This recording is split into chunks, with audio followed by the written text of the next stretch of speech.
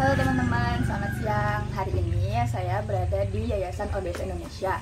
Tempatnya para pengurus dan relawan berkegiatan sosial di Cimenyan, Kabupaten Bandung. Saya Jasmine dan teman saya Fadil, beserta saya Hamid. selaku relawan di Yayasan ODS Indonesia. Teman-teman, siang nanti saya akan berkegiatan mengajar di salah satu kampung yang ada di Cimenyan, Kabupaten Bandung. Sekedar diketahui teman-teman bahwa Yayasan ODS Indonesia sendiri memiliki kegiatan seperti menanam pohon, berbagi pakaian layak untuk fakir miskin, berbagi beras untuk warga desa sekitar, dan yang sedang saya jalani yaitu menjadi fasilitator anak petani di Cimenyan, Kabupaten Bandung. Kang Hamid, ada yang ingin saya tanyakan beberapa hal mengenai kegiatan di Yayasan ODS Indonesia. Katanya banyak manfaat dari kita memberdayakan masyarakat di desa. Nah, kalau memang banyak manfaatnya nih, apa jenis pemberdayaannya dan bagaimana cara memberdayakannya? Ya, terima kasih ya Jasmine atas pertanyaannya. Mestinya ya seorang relawan sekolah Samin, meskipun ngurusin pendidikan juga harus punya pertanyaan, rasa penasaran mengenai pemberdayaan desa ya. Karena apa yang dilakukan teman-teman di para fasilitator sekolah Samin ya, itu adalah bagian dari gerakan pemberdayaan desa. Nah, tadi pertanyaannya itu manfaatnya apa dan model gerakan pemberdayaannya seperti apa ya? Ya kalau untuk manfaat paling tidak ini masyarakat desa hari ini sudah bisa dibilang ada ketertinggalannya, ada juga potensinya. Nah, ketika kita memberdayakan desa, otomatis kita bakal bisa memanfaatkan potensi-potensi yang ada di desa, sekaligus akan mengikis keterbelakangan di desa. Contohnya yang kita lakukan aja ya sebagai relawan sekolah Samin itu ya di bidang pendidikan anak-anak di desa itu kan banyak ya kita temukan. Kalau sekolah SD di desa misalkan ya, itu kualitas pendidikannya beda dengan di kota contohnya ya. Nah, ini kan ada keterbelakangan pendidikan yang itu harus kita benar-benar perbaiki gitu ya. Nah, terus selain itu dari pendidikan juga kita bisa menaruh harapan dan bisa memanfaatkan potensi. Karena jangan dikira anak-anak desa itu tidak memiliki potensi, meskipun dalam prakondisinya atau dalam lingkungannya dia tidak didukung oleh pendidikan yang optimal, tapi secara pribadi masing-masing anak ini punya potensi yang luar biasa dan itu harus kita manfaatkan gitu. Manfaatkan untuk apa ya? Untuk mereka agar bisa mencapai atau menggunakan potensi diri mereka semaksimal mungkin gitu ya. Kalau soal model dari gerakan pemberdayaan itu mungkin banyak ya yang sudah dilakukan oleh orang-orang, tapi yang dari Odesa sendiri itu punya diantaranya program pemberdayaan itu harus multi sektor, multi bidang, dan semua terintegrasi. Nah, tadi disebutin kan yang ya sekedar diketahui teman-teman bahwa desa itu ngapain aja tadi. Kegiatan sosial, ada menanam tanaman ya, menanam tanaman atau pohon, aksi-aksi tanaman. Terus ada berbagi pakaian layak pakai kan ya. Terus apa lagi Fadil? Terus bagi-bagi bibit tadi udah beras ya. Beras. Nah, itu bagi-bagi beras untuk masyarakat fakir miskin ya. Terus ada pendidikan yang kita jalankan itu. Nah, program dari tadi sektor pertanian, pendidikan, terus amal sosial itu terintegrasi. Jadi pemberdayaannya tidak hanya misalkan di satu bidang, kita ngurus aja pendidikan misalkan Samin aja gitu ya, nggak bisa, karena di bidang pertanian desa juga perlu kita perbaiki, tidak hanya anak-anak petaninya aja gitu ya. Nah, dari kita ngurus pertanian, ngurus tadi orang-orang fakir miskin atau kaum papa yang mereka tidak berdaya, misalkan ya masih kesulitan banget untuk membeli beras, itu kita layani. Kemudian anak-anak sebagai generasi penerus desa ini juga kita layani gitu ya. Jadi jangka pendek, masalah jangka pendek seperti tadi, kekhawatiran ya terancam katakanlah kelaparan gitu ya, bisa teratasi kan ya jangka pendek kayak gitu ya. Terus jangka panjangnya kita tadi bisa mengurus atau bisa ada programnya gitu. Jangka panjang itu seperti ini kan yang pendidikan ya. Kalau pendidikan nggak bisa kita rasakan hari ini juga gitu. Kita ngajar bahkan 1 tahun pun belum kerasa gitu. Nah, soal jangka waktu pun ini juga perlu diperhitungkan. Ya, kita yang namanya pemberdayaan desa itu selain multisektor, komprehensif, juga jangka panjang ya. Jadi modelnya begini, ada di Yayasan Odesa itu pengurus yayasan. Kemudian dari pengurus yayasan itu ya salah satu pengurusnya juga ada yang tinggal di desa binaan. Kemudian dari ketua yayasan, pembinanya itu terintegrasi dengan warga sekitar. Misalkan ada petaninya gitu ya, ada Kang Ujang, ada Bang Toha, ada Kang Jajang gitu, ada Pak Tardi gitu ya. Itu semua kita terhubung. Nah, jadi tadi selain multisektor juga multi stakeholder gitu ya. Jadi semua pihak dirangkul. Kita nggak bisa berkegiatan hanya misalkan Yayasan Odesa pengurusnya aja. Contoh pengurus itu dari ngomongin soal wacana kita sampai urusan bagi-bagi beras, semua pengurus misalkannya tanpa ada campur tangan warga sekitar nggak bisa.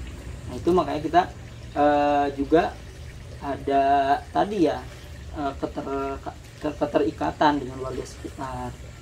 Nah, terus selain itu juga ada keterikatan solidaritas dengan warga kota lainnya. Warga kota misalkan Adil kan sama Jasmine juga warga kota juga, kaum muda kan. Nah, itu terintegrasi juga.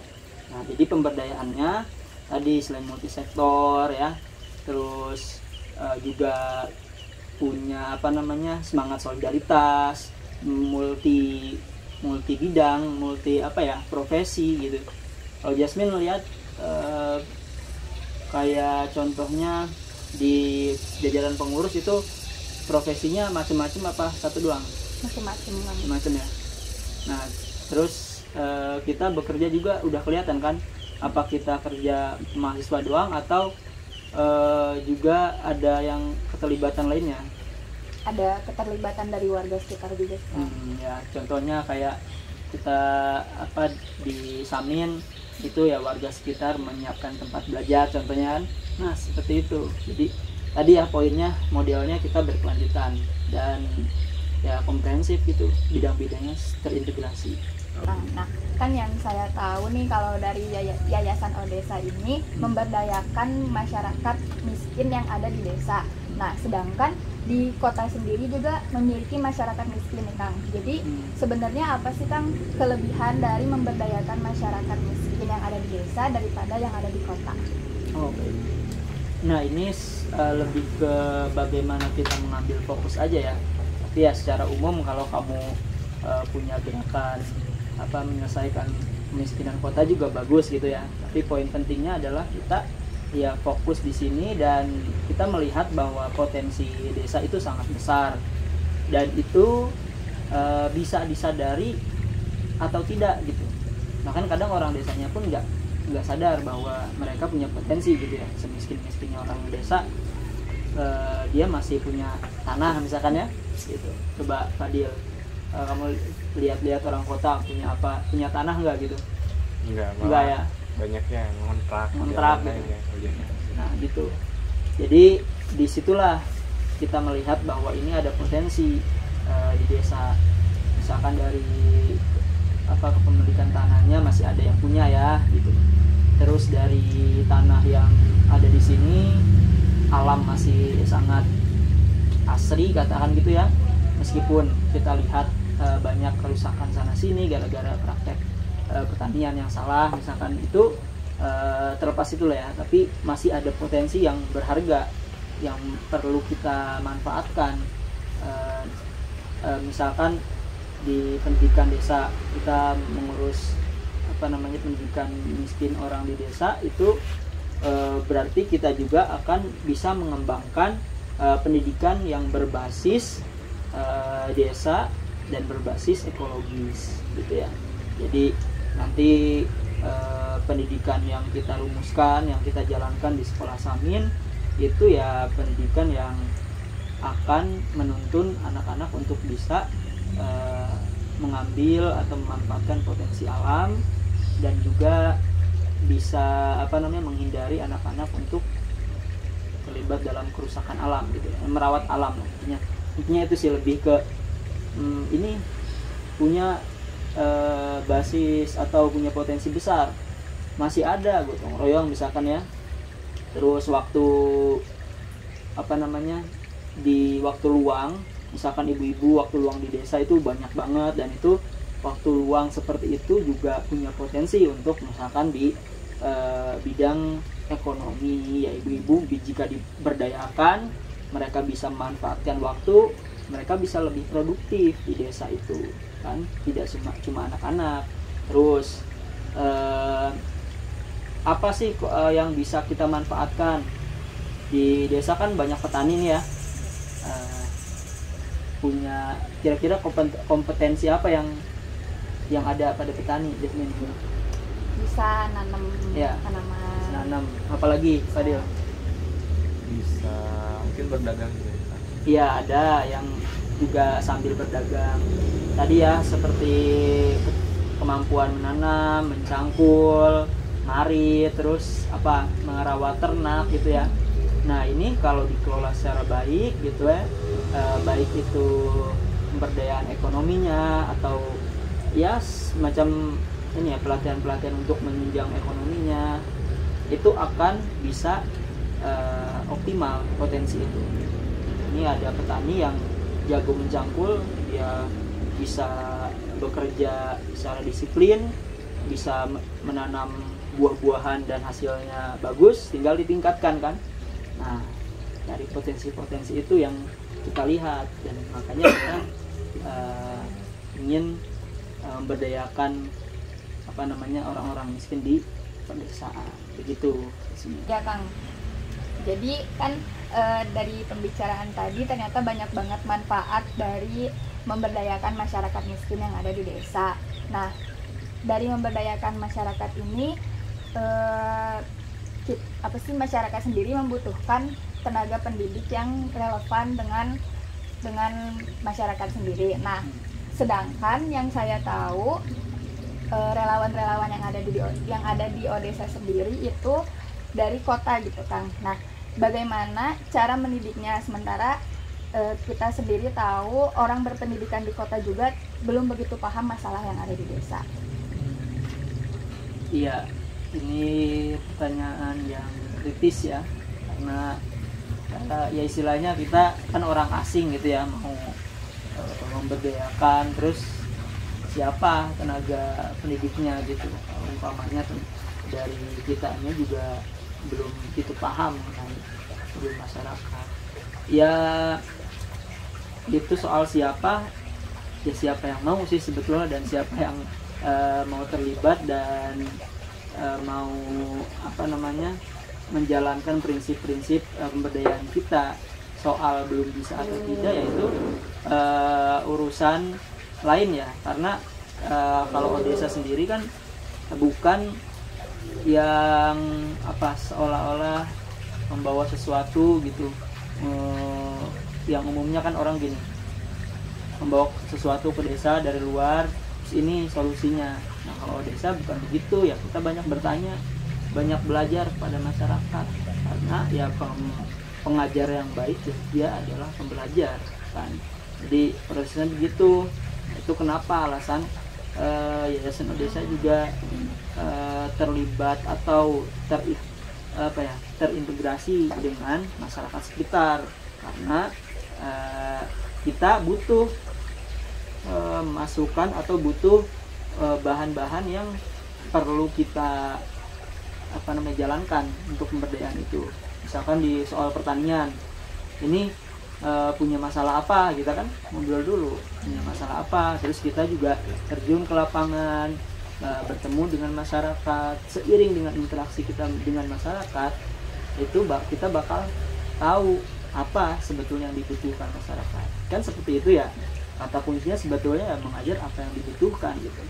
Dan proses untuk pemberdayaan ya tadi menjawab kebutuhan masyarakat, atau mencari tahu dulu sebelum menjawab kebutuhannya, mencari tahu kebutuhan masyarakat apa, dan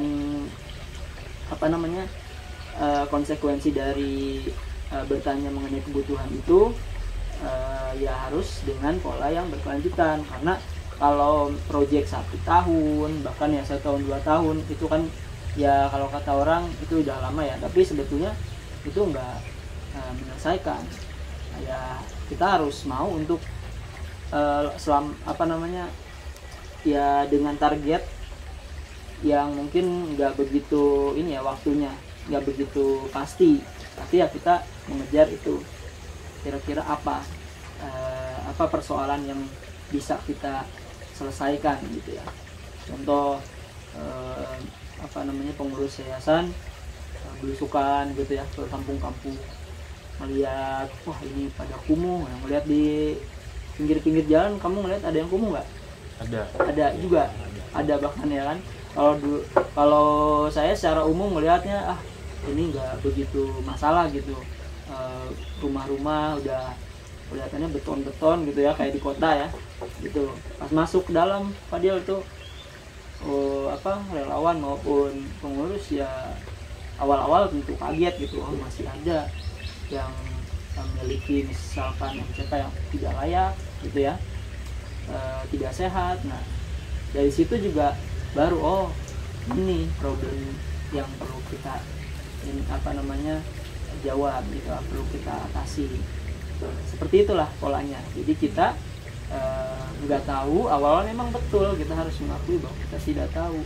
Makanya karena kita tidak tahu, kita mencari tahu ke siapa ya, ke subjeknya sendiri gitu yang mau melakukan perubahan. Karena bagaimanapun yayasan atau fasilitator gitu ya, fasilitator itu ya cuma memfasilitasi, nanti masyarakat sendiri sebetulnya yang bisa menentukan dia mau maju atau tidak, begitu ya. Jadi gini Kang Amir, kan saya udah di sini jadi fasilitator di sekolah Samin udah 6 bulan bahkan ya. Nah jadi sebenarnya sebagai fasilitator atau tenaga pendidik di desa gitu, pembelajaran seperti apa sih yang sekiranya pas nih buat anak-anak di kecamatan Cimenyan ini, dan terus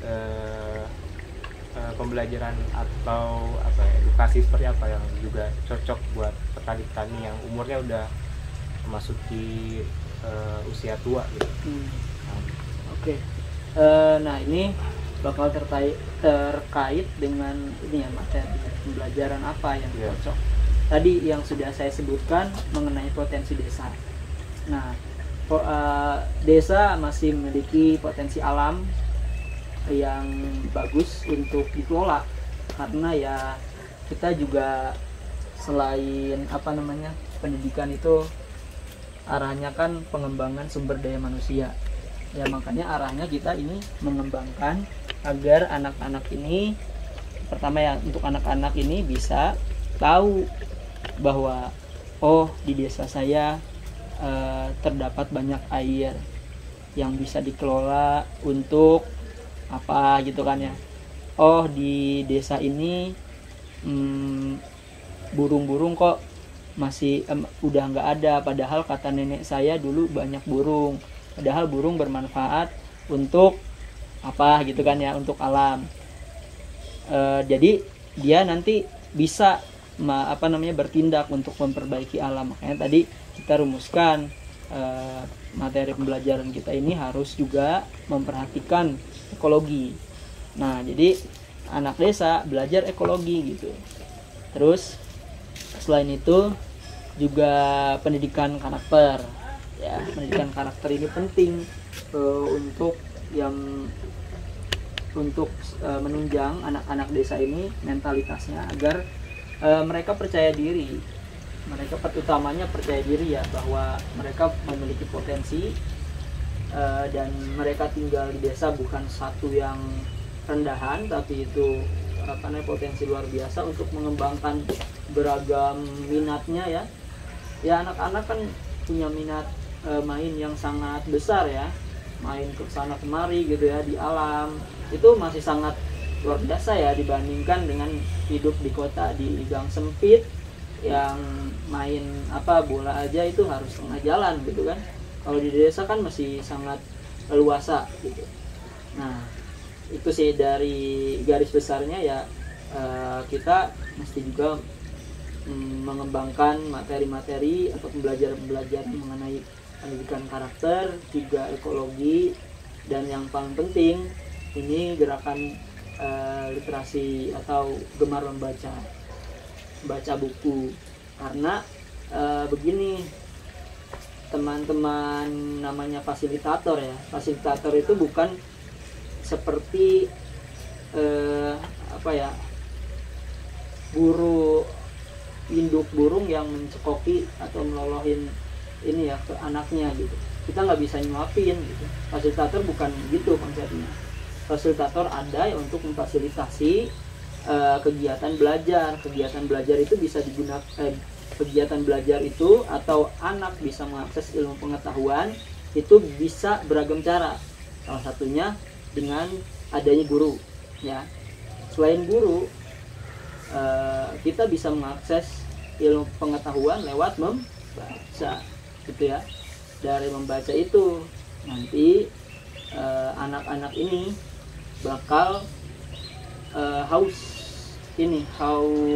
pengetahuan. Mereka akan belajar sendiri. Dan makanya targetnya kita ini harus menciptakan generasi yang pembelajar sejati yang otodidak gitu. Kita tidak lagi bukan sedang menciptakan generasi yang manut-manut doang gitu ya, tapi ya menciptakan generasi itu yang bisa otodidak. Makanya harus kenceng di persoalan pembagian buku, peminjaman buku. Nah itu ya yang mereka akan bisa belajar sendiri dari situ, dan perkembangan itu bakal dirasakan oleh pribadi mereka masing-masing. Kita mungkin nggak kerasa ya, dan kita juga terbatas waktunya, seminggu sekali 1,5 jam gitu ya, ngajarin ini ngajarin itu. Ada yang mungkin kurang pas atau apa, tapi anak dengan dia udah punya minat baca, kita tinggal ya katakanlah gitu ya, tinggal karena buku sudah ada, tinggal menyodorkan ini buku-buku bacaannya gitu. Anak akan memilih sendiri, oh ini saya punya minat ini. Dia minat sastra, siapa tahu nanti kan bisa lahir sastrawan di desa sini, desa Cikadut ya. Terus masuk ke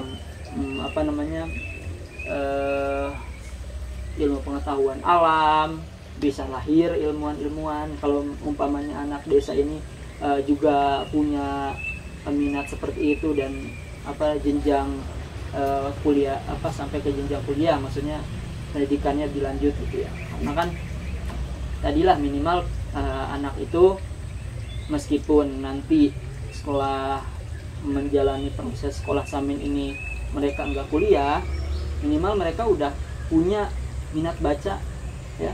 Soalnya ada banyaklah contoh ya, senior saya juga ada yang orang desa, tapi karena dia dari awal, dari kecil, dari SD itu ada yang memasok buku bacaan, itu mempengaruhi kedepannya. Dia sekarang bisa jadi pembaca buku dan bisa jadi penulis gitu ya. Nah itu berawal dari itu.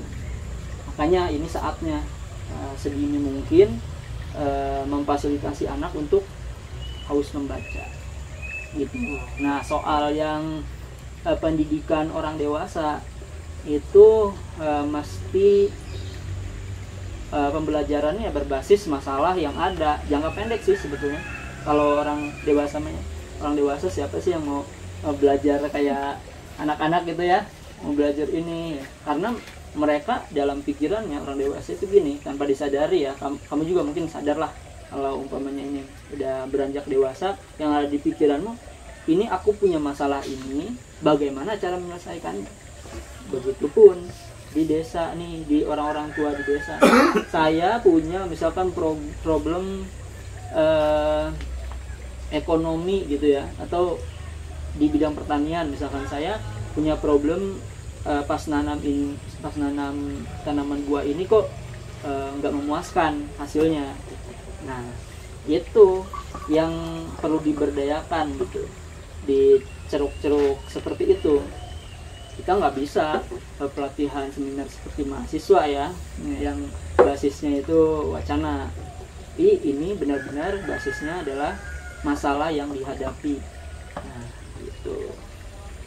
Tadi sudah Kang Hamid jelaskan kalau di Kecamatan Cimenyan ini banyak sekali petani-petani gitu, yang masih perlu bimbingan, yang masih membutuhkan edukasi gitu. Nah sebenarnya bagaimana gitu cara untuk mengajak masyarakat di desa ini, khususnya para petani-petani ini, untuk memperbaiki sektor pertanian yang kita mungkin dari segi menanamnya sampai dari segi produksinya, bagaimana biar lebih maksimal misalnya gitu. Ya. Nah soal itu kita perlu pertama-tama ya, kita perlu meyakinkan dulu petani, karena sebetulnya petani itu dia nggak yakin bahwa ini pertanian ada masalah atau enggak gitu. Dan mereka menjalani itu kan sebagai rutinitas. Udahlah tanam bawang, turun harga, biarin, udah biasa gitu ya.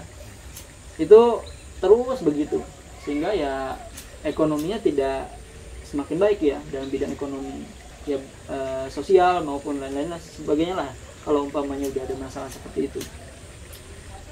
Nah yakinkan bahwa itu keliru gitu. Kita sudah punya contoh yang sangat baik sebetulnya ya, di zaman dulu juga praktek-praktek pertanian itu ya menggunakan metode tumpang sari, metode yang beragam, nggak cuma nanam bawang doang, kubis doang gitu, tapi dicampurin dengan tanaman kerasnya ada, tanaman tingginya, menengah gitu, tanaman buahnya. Nah salah satu cara yang konkret kalau kita ya menambah tanaman bukan mengganti. Nah, misalkan Jasmine petaninya gitu ya, Jasmine petani bawang merah. Nah kita bukannya melarang Jasmine untuk menanam bawang merah, tapi menambah ini ada tanaman lagi yang bisa untuk dimanfaatkan nanti. Syukur-syukur bisa untuk jadi pemasukan tambahan gitu ya, itu dengan tanaman buah gitu. Tanaman buah-buahan ya, kita bagi tanaman buah-buahan itu secara gratis lah, cuma-cuma gitu. Tinggal kan petaninya juga tinggal menanam gitu. Dan terbukti sih cara kita menggerakkan ya, kita harus tahu dulu problem masyarakat itu apa, dan kemudian sering berinteraksi, sering meyakinkan bahwa apa yang kita lakukan saat ini, petani lakukan saat ini keliru gitu ya. Petani bisa melihat betul sebetulnya ini ada masalah lingkungan, atau paling tidak kita harus menemukan masalah yang bisa terasa oleh petani sendiri. Kalau udah terasa misalnya bisa mikir.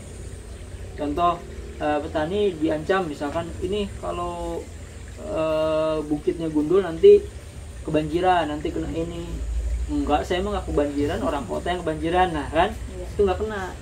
Tapi kalau umpamanya kita mengangkat problem yang mereka rasakan, misalkan ini kalau nggak ada tanaman keras ya, pasokan air untuk jangka panjang nggak bakal krisis air gitu, karena nggak ada penahan air dari akar pohon itu. Nah tentu itu yang mereka rasakan nanti bakal mereka mau untuk bergerak kepada perubahan itu gitu.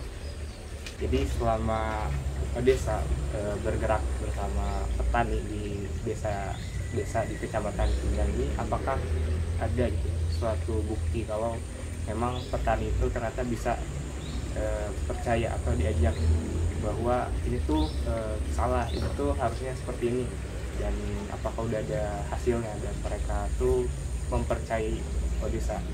Iya, itu ya buktinya sekarang misalkan di program penanaman atau pembibitan atau budidaya kelor ya, itu awalnya memang tidak ada yang yakin gitu bahwa kelor itu penting, tapi sekarang para petani ketika mereka tidak memiliki bibit kelor dan udah tahu manfaatnya, misalnya tetangganya udah ngasih testimoni bahwa kelor itu bagus gitu untuk kesehatan, mereka mau gitu.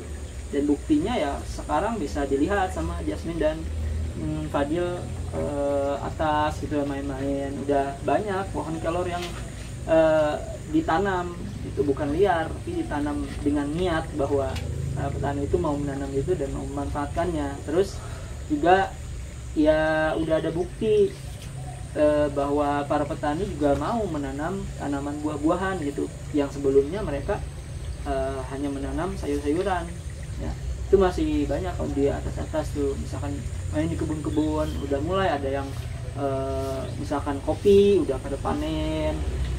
Sekarang itu utamanya yang udah program sejak 2016-2017 itu ya.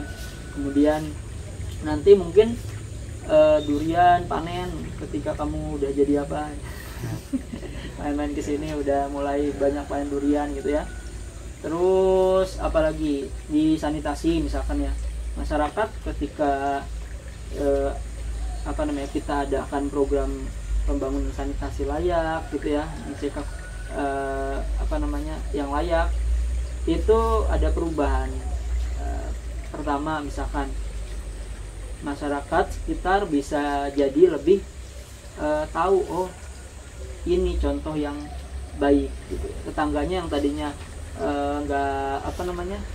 nggak punya imajinasi untuk memberesi sanitasi karena saking rutinnya ya mereka ya, pas ada contoh seperti itu mereka termotivasi untuk memperbaiki sanitasinya. Nah itu dari contoh-contoh seperti itu, role model